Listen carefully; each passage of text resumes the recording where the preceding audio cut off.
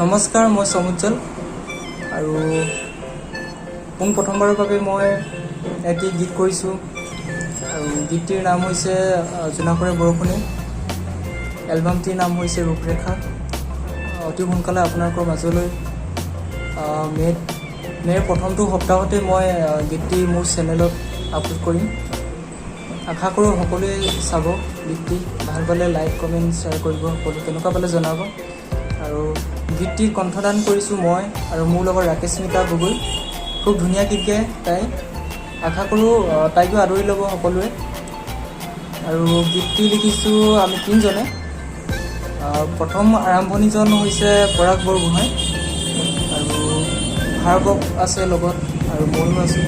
গতিকে গোটেই তিনিজনে মিলি আমি প্লেনিংটো কৰিলোঁ আৰু সেইমতে আমি গানটো ৰেকৰ্ডিং কৰিলোঁ। ৰেকৰ্ডিংটো দিছোঁ আমি ডাবিং ধেমাজি আৰু মিউজিক কৰিছে ৰূপমনাথ দাস। তেওঁ খুব ধুনীয়া মিউজিক কৰিছে। চব গীতটি যিমান পাৰে চেষ্টা কৰিছে ভাল কৰিবলৈ। আৰু মে'ত আমাৰ প্ৰথমটো সপ্তাহতে ৰিলিজ দিম মোৰ ইউটিউব চেনেলত। গতিকে আশা কৰোঁ সকলোৱে শুনিব, লাইক, কমেণ্ট, শ্বেয়াৰ কৰিব।